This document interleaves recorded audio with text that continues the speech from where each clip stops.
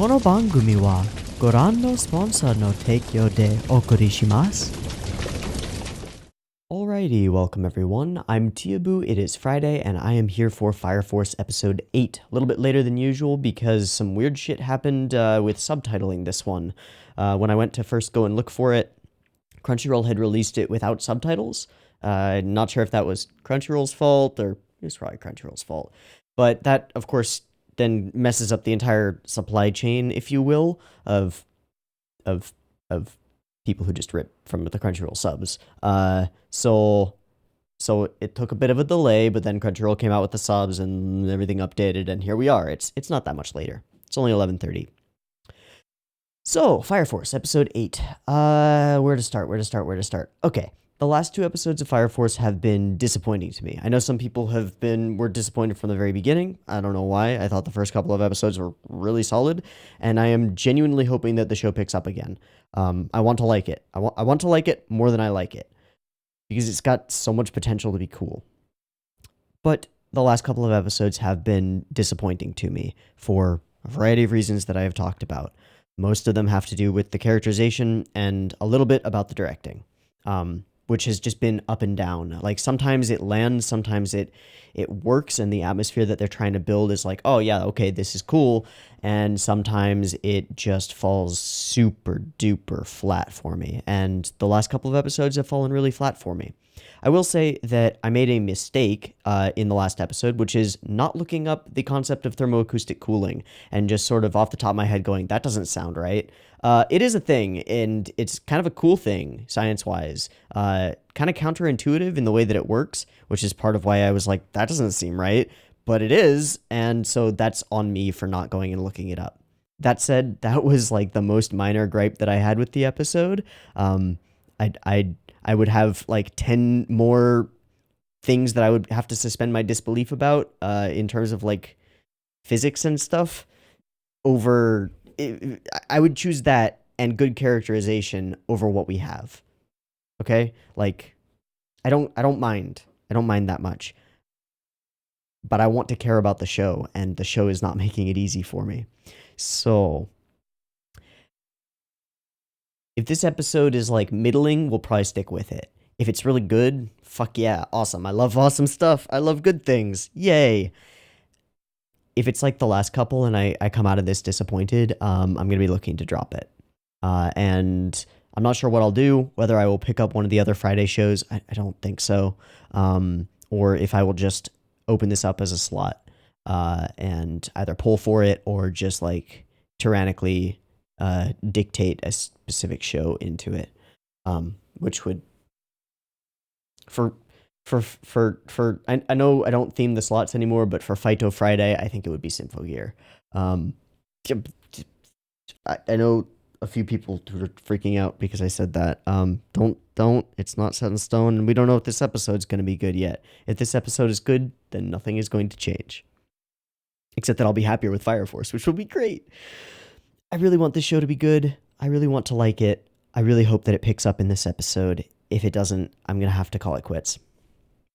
I've stuck with shows that were okay-ish at this point, and it strikes me as a bit of a waste of time that could have gone to better shows. The one that comes to mind immediately is Rising of the Shield Hero, which similarly, in my mind, started strong, got a little bit weaker around the 7 to 10 episode mark, and then stayed pretty weak for the rest of the season. I hope that Fire Force doesn't do that, but if it seems like it's going to do that, I'm out before I waste too much time. So, last time on Fire Force, we have infiltrated, we've entered the first, had ourselves a little character introduction battle with a bunch of the soldiers of the first, including the captain, who is busted, it seems. He's busted strong. Okay. Cool. I want information about the world. I want progress on the goals. I want characterization that rings true to me. These are the things that I want. Action and Sakuga, of course, I will take and accept and enjoy as well. That's what I'm hoping for. I just want some writing that makes sense to me and makes me go, oh, there's something to look forward to in this show, because right now I'm not looking forward to anything. So, with all of that said, it'll probably all go out the window in like the first minute of this episode for one reason or another. We'll see. But with all of that said, let's go ahead and jump on into Fire Force episode 8. I have the episode up and ready to go. It is at 0 seconds. There will be two versions of this reaction video. Picture-in-picture version with the video up there you can find in the description, and timer-based version, as usual, will be up on YouTube. Picture-in-picture version won't have discussion in it. Timer-based version won't have the video in it. Mix and match as you see fit. And if you're using the timer-based version and planning to sync up with your own version of Fire Force, get it ready because the timer's coming right now.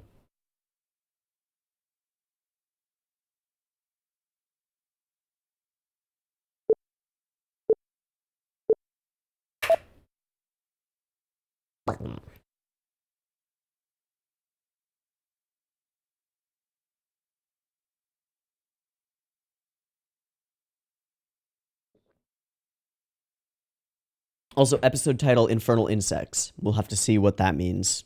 It's like, infernals are insects? Like, these stupid infernals? There are bugs that cause the infernal thing? Or there are infernal bugs? I don't know. Alright, so we got this clock thing, and a tick, tick, tick. Is that Headphones Boy? Infernal is what?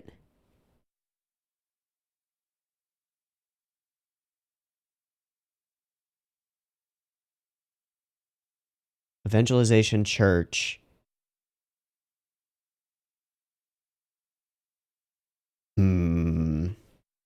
We're finally going to investigate that shit. Oh my god. That is exactly what I want. Hopefully this goes somewhere. A different creature? Wait. So is it bugs that cause infernalization? What did they use? Infernalization?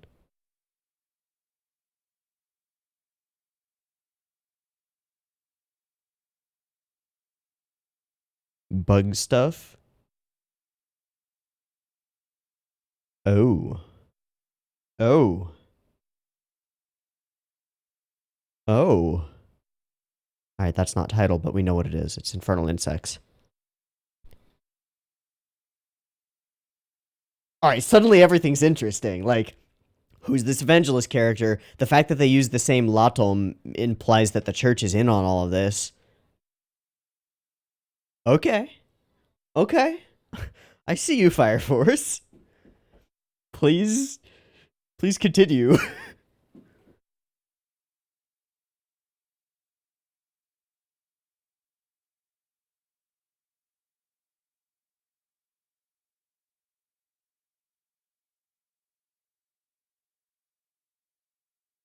God, this OP is too good. Also, apparently, the person who directed and animated the OP and ED, somebody let me know in the comments, is the same person who did some of the incredible scenes in, I think, Oni Monogatari? Really cool.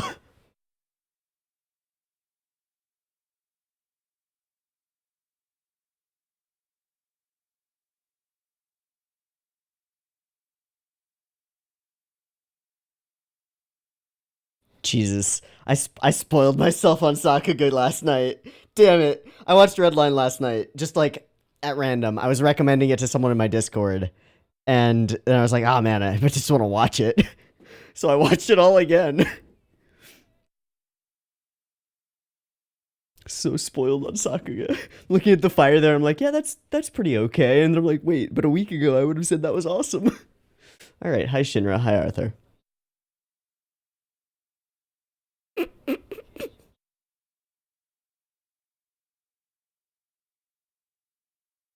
Okay. Tall order. Hi.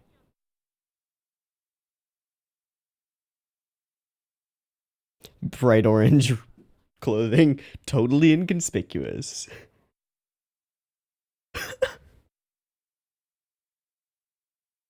Uh-huh. Uh-huh. Mm-hmm.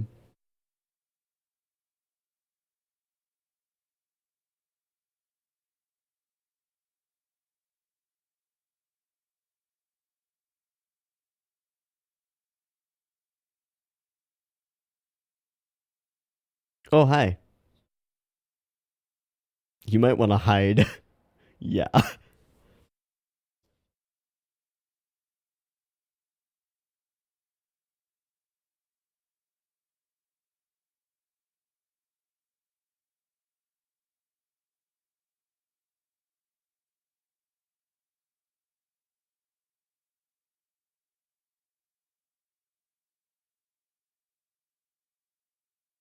Oh, we're using that. A special file soldier is the culprit. So the guy we saw in the phone booth, right? We would assume. But I don't remember who he is. We'll see. Oh, hi. Uh, Jaganoto.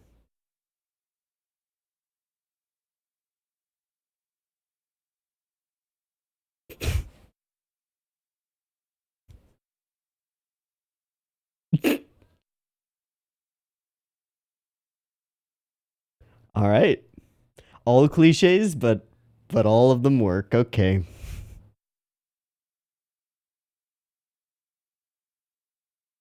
Who dat? Is that the cat?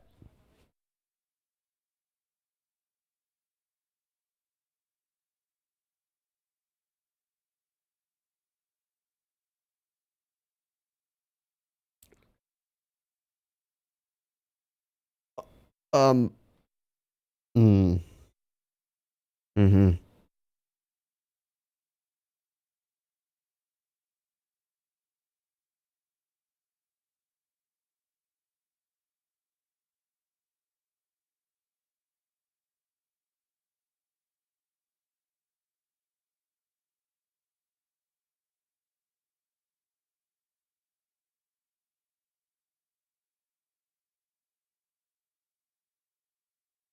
It could have been worse.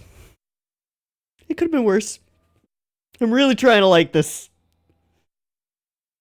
It's fine. We've got intriguing things from the beginning. It's fine. 5?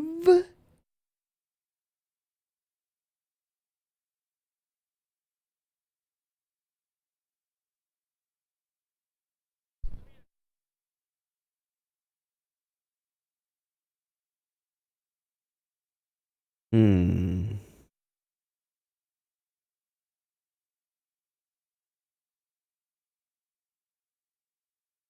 Mm-hmm. Oh, right, his word repeating quirk. Space Wars. So I guess the movie industry is still going. What the fuck was that? Hold on. Uh. Bruh. Whoa, whoa, whoa! Was that Joker? That guy just got artificially infernalized by a fucking bug. Uh. Yep. All right, off we go. That was a JoJo sound effect right there. Hold on. Yeah, just did it again.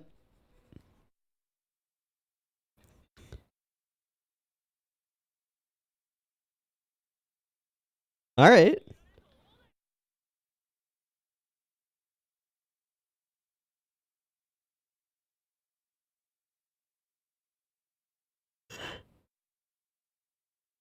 Hmm.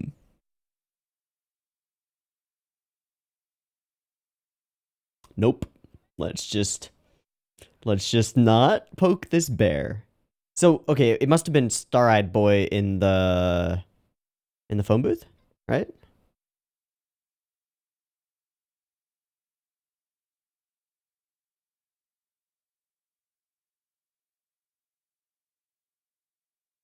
Hmm.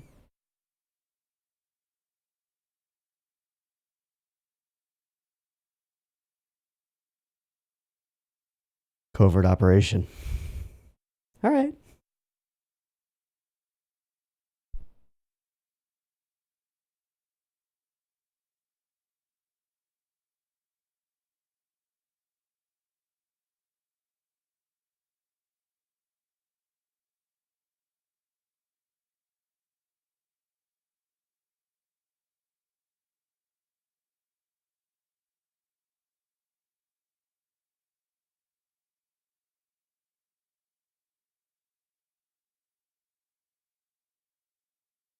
Whoosh.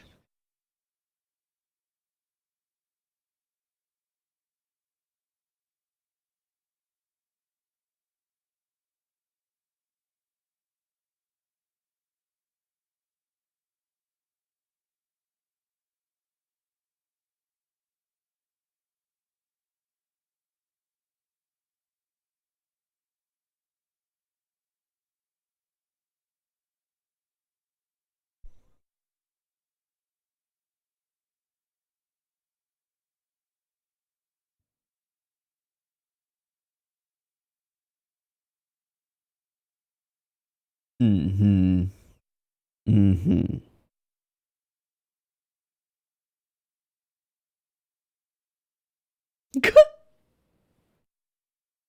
What is this, a JRPG?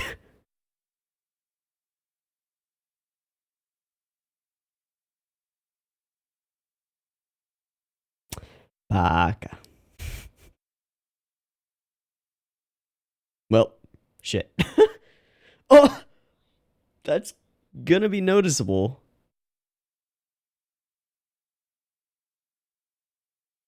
All right.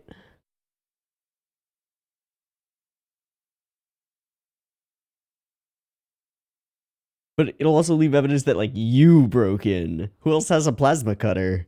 All right, I guess. Okay. Or it has been.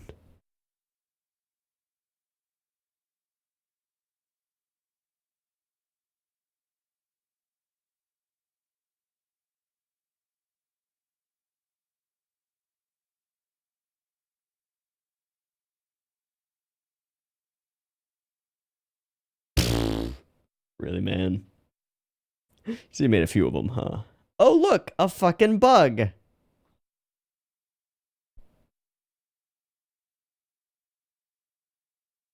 And here he comes. Hello. Well, I'm sure you did. I'm sure that's what this is.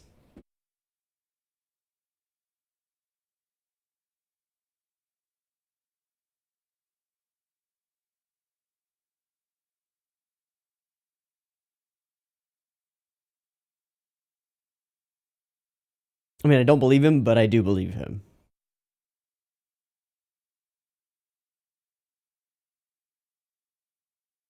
Which means star-eyed boy.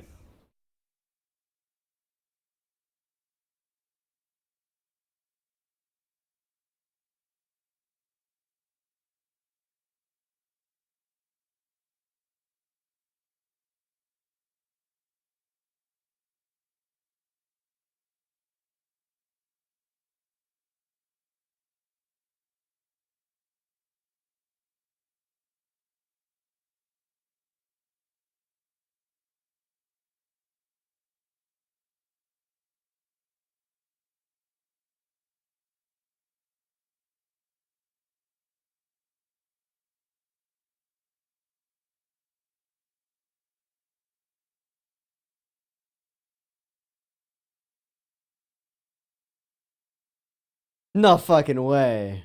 All right. Okay. Okay. Okay. Throwing shade on a bunch of characters now. I kind of like it. Tell us tell us everything, Flom.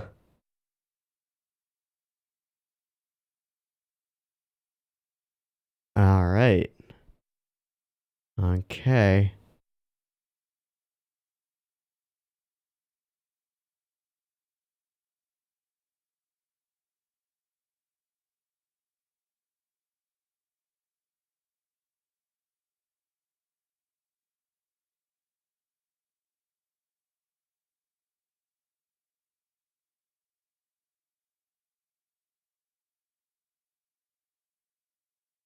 Mm-hmm.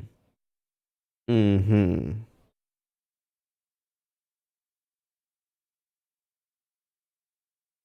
Who's that voice?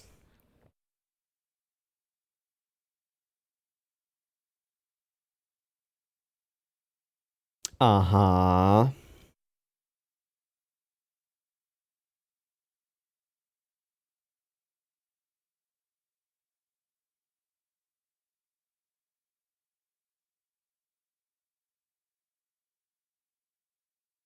If he really is the villain, I am desperately into this. So she doesn't know. Okay, good, good. I don't think you want to. I can see that.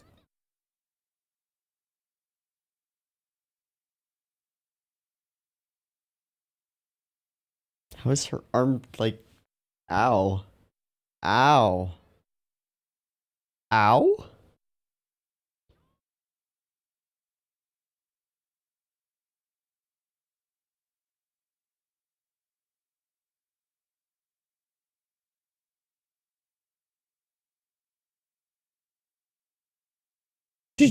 Did he just kill her? Oh boy.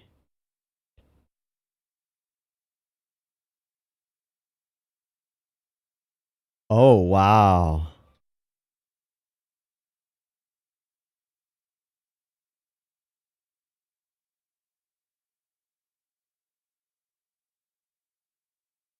Why? I'm... What?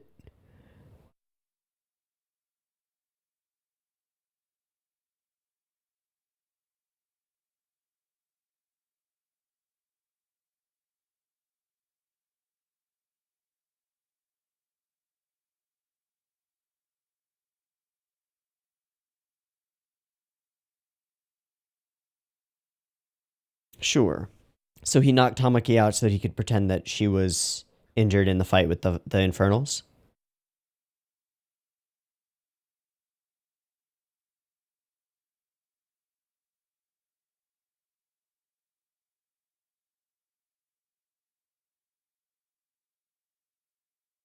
What does he want? He wants Infernals that keep their... Oh, she's awake.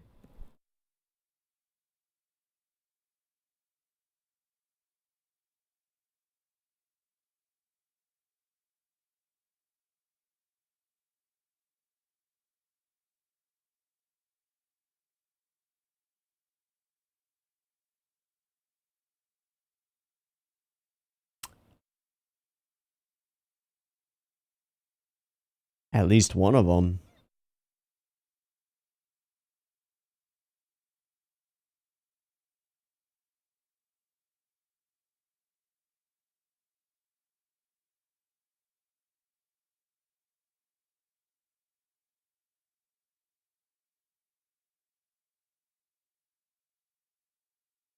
Okay, but what is your motivation?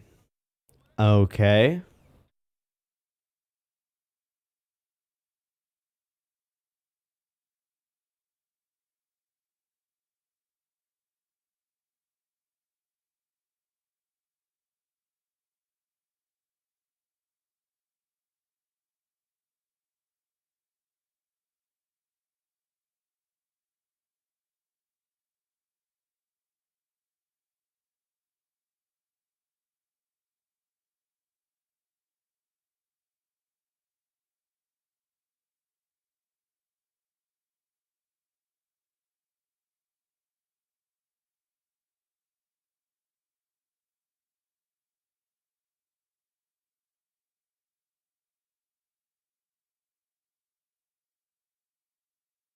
Hi, Shinra. That's the building.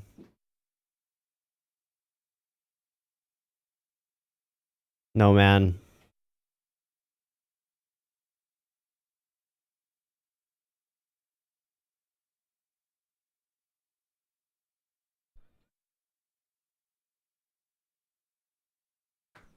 Is this how pyrokinetics are created?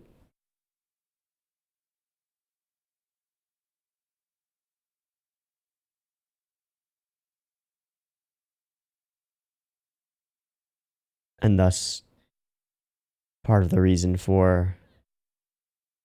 But no, he's looking for one specific pilot light. Whatever that means.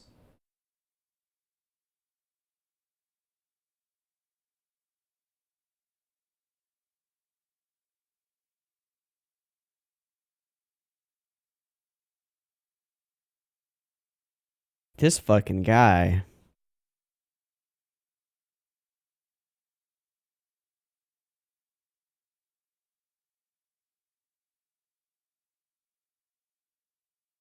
All right, Shinra, you heard that one, right? Hey, there we go. Attacking you. I hope.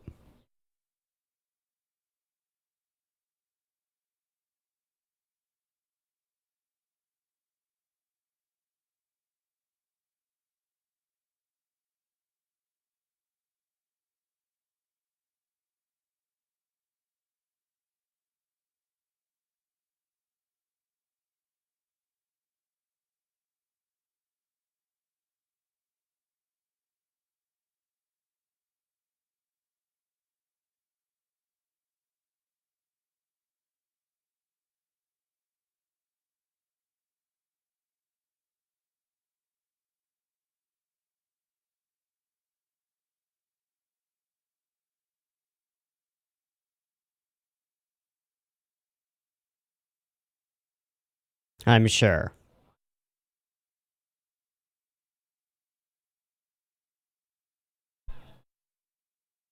That was a lot of lines. She's gonna kill him. Nope. Shinra's gonna kill him. I hope. Alright, that was cool.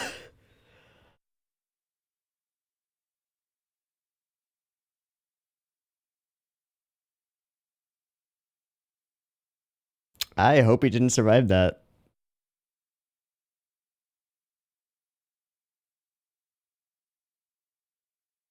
Not quite the kind of get stepped on that that we had before.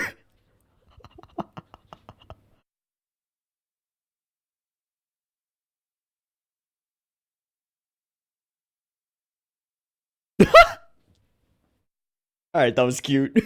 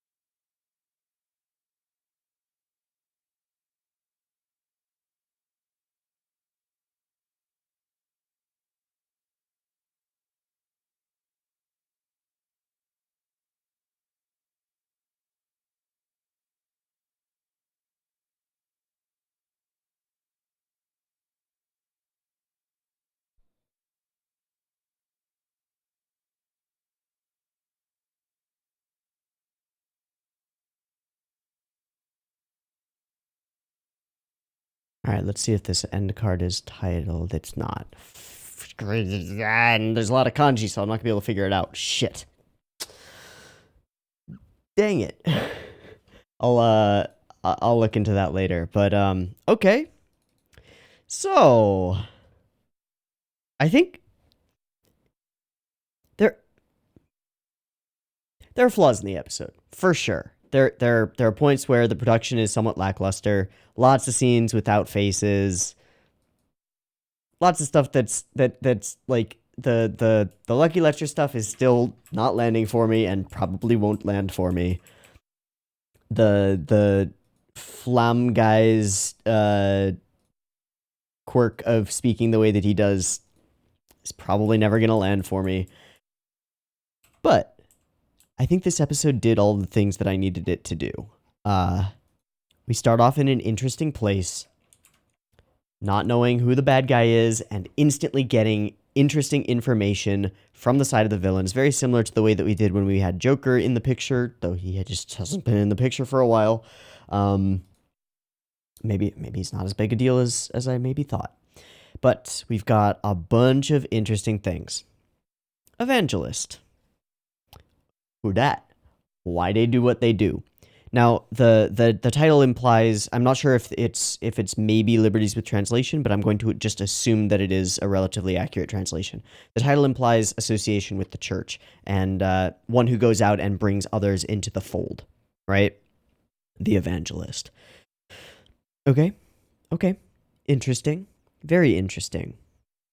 And then Rekka. And so we don't really need to go through this first scene except for just confirming if there's any other information. He does use Latom. He calls him the evangelist. The combination of those two makes me think that the church is at least partially responsible, but someone in the church is probably the evangelist. Okay, just a guess. Yeah, counting down. All right.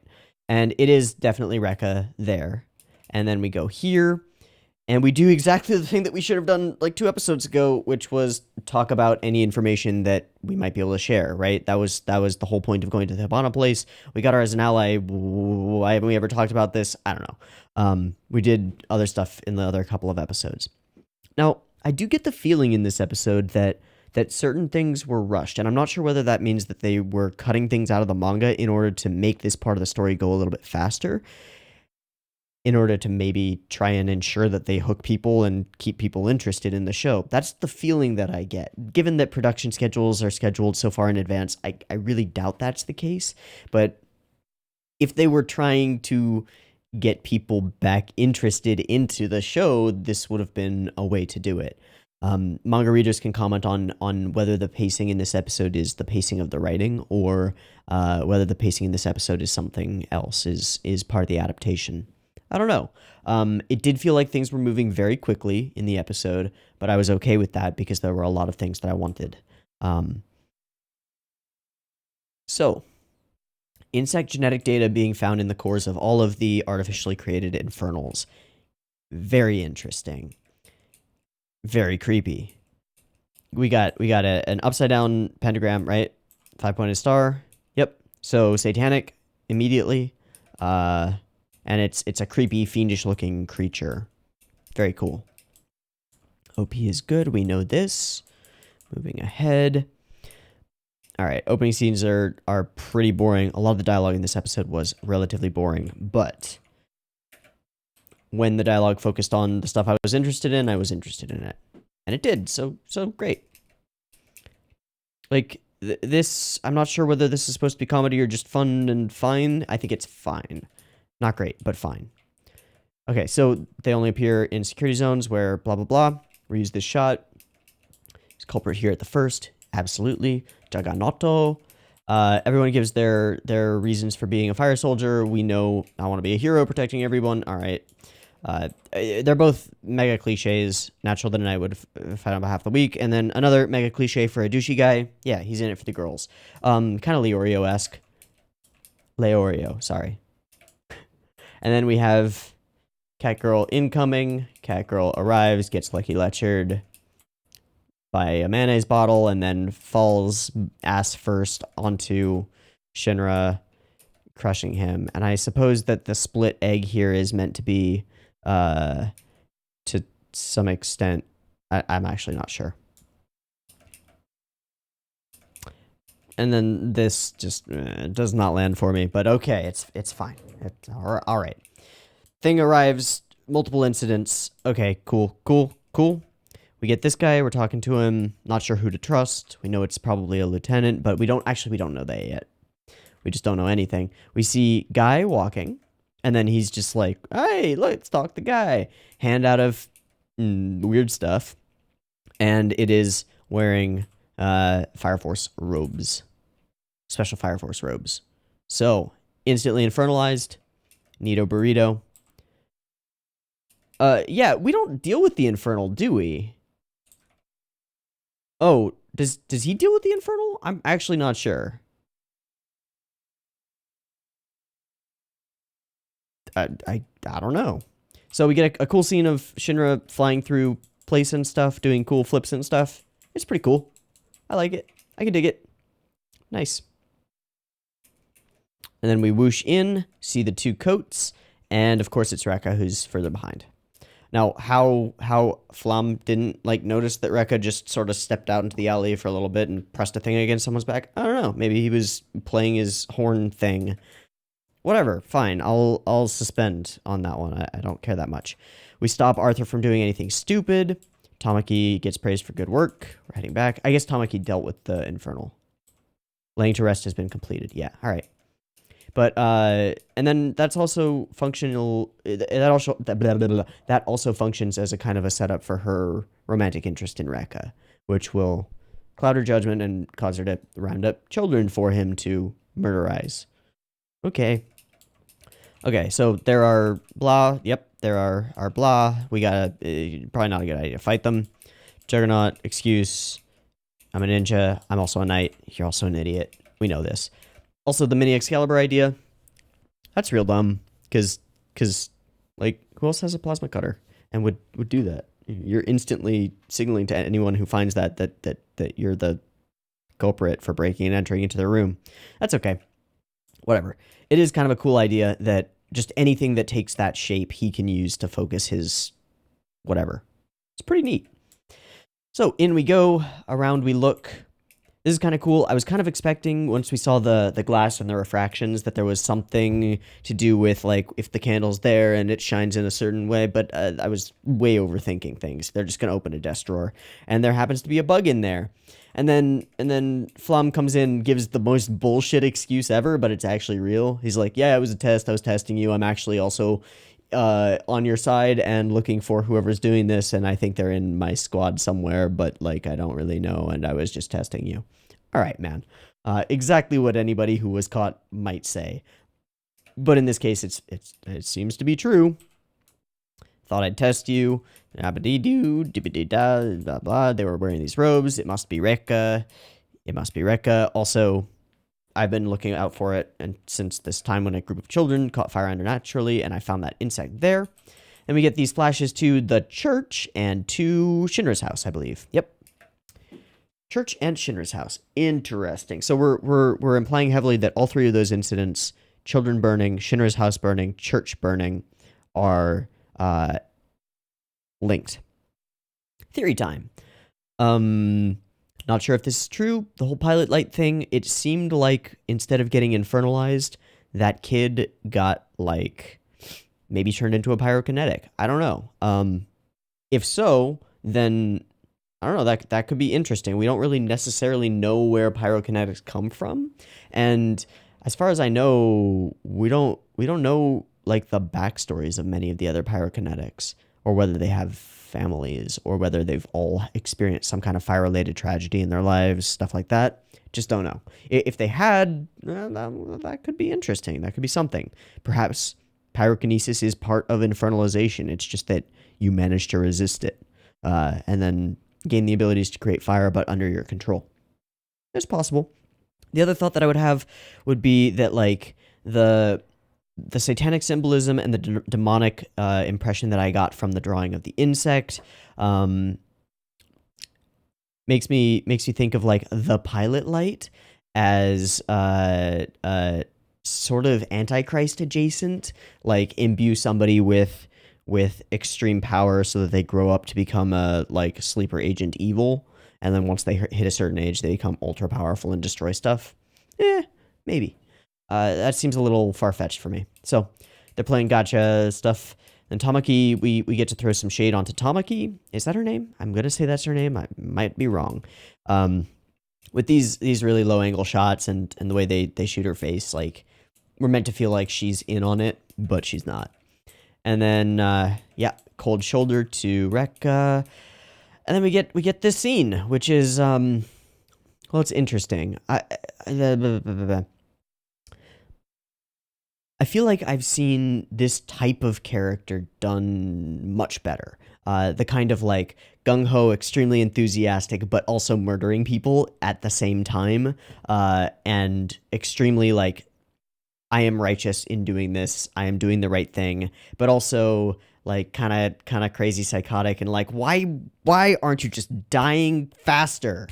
You know, I've seen that before. I don't know where, but I feel like I've seen it before and had it land better. I don't know what it is about this particular incarnation of that sort of irks me. I think it's maybe just that it's meant to irk me, and that it's not super deftly written or very subtle. It's just like, this is the greatest thing that I could do for the world, to murder these children. Yay! And the posing and stuff, and fucking hell. So, then he gives Tamaki a hug, and immediately it's like, why is her arm like, oh Jesus, man, he's trying to break her with a hug. It's pretty fucked. So he uses the mother, infernalifies. Yeah, the red color on it, it's a creepy bug. That is like a good looking creepy bug. I love it. And now the question is,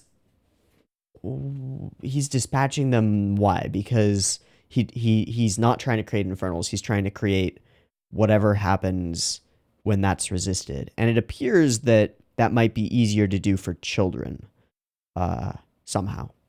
Okay. All right. And then, oh yeah, a thought I had that I have to talk about during the ED. This is a really good looking scene when she infernalizes. Usually when the infernals infernalize are really great looking scenes. That's a cool explosion and fire and stuff. That's pretty dope. Squad lieutenant, blah, blah, blah. Some of your men, blah, blah, blah. Kind of like that part. I think this might be one of the only times when he's used his little vocal quirk. And I've been like, yeah, all right. That didn't work. And then this, like, stop crying. Just come on. Let's burn you really quick. It'll be fine. Just trust me. All right. So, yeah, she wakes up. That's a problem. He does some stuff. That's a problem. She does this. This is part of the stuff that doesn't really land for me. I don't know. It's just such an instant setup.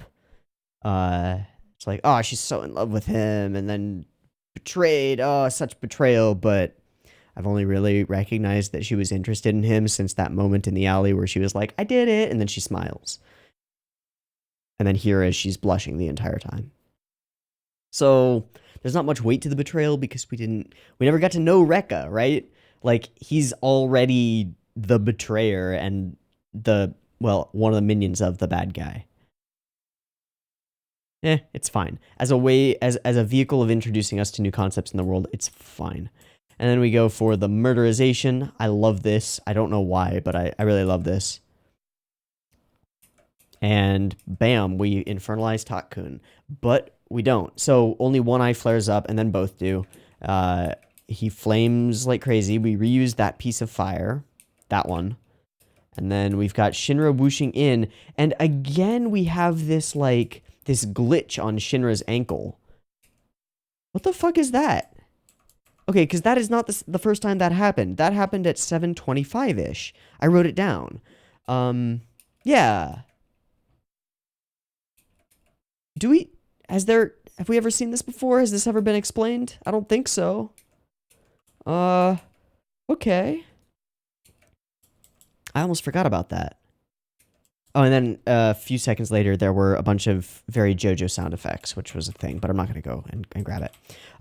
This scene of him getting infernalized, and then his eyes flare yellow, which is kind of similar to the way we've seen Pyrokinetic's eyes flare up when they start using their abilities, but uncertain.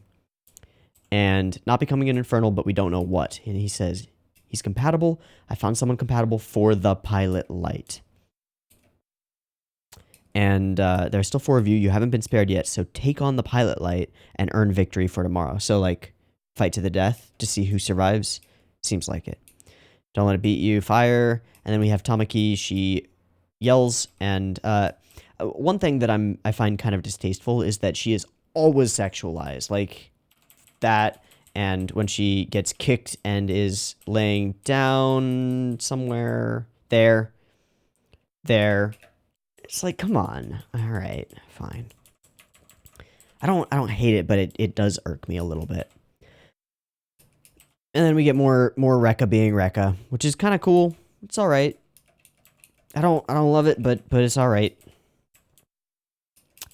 And so you're in through, and then we get these 3 lines with the weeping for this, you're gonna die in my place, and we get 3 of the same cut. And then help me, help me, help me. Shinra inbound. I do want to frame by frame that portion because it looked cool when I saw it playing. Yeah.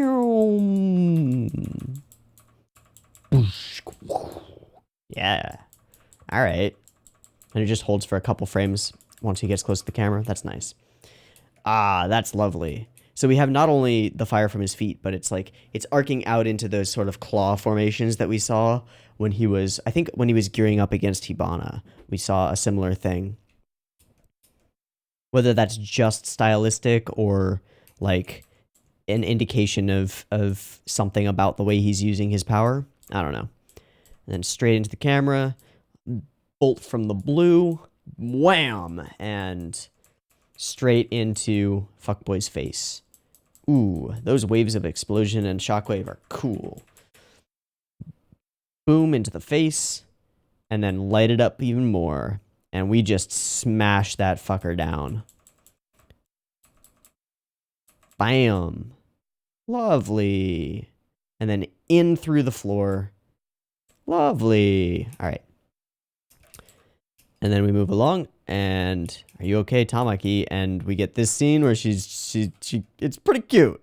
I think this is pretty cute. This is maybe the first time that I've really found Tamaki very cute. The way she shakes her head here is just like, that's really cute. And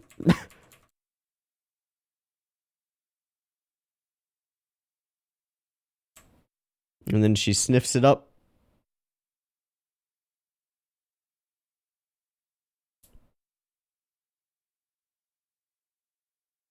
And then smiles. Just barely.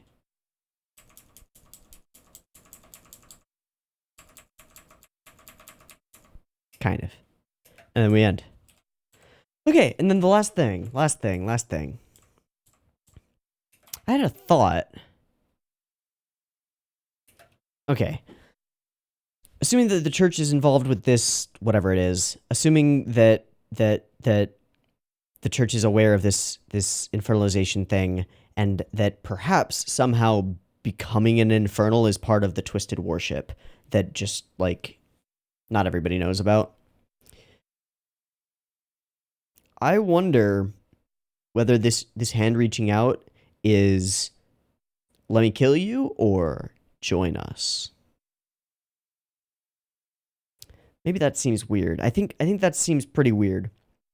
But consider the following. What if the nuns in this church were going through some kind of ritual to attempt to do whatever Rekka is attempting to do because of their faith, and they all ended up infernalizing because of it, and now they're like, you're next.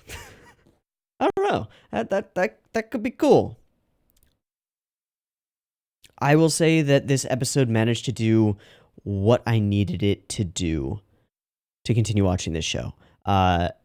Introduction of what appears to be the main or one of the main villains outside of Joker and the Spork Spurgle. Yep.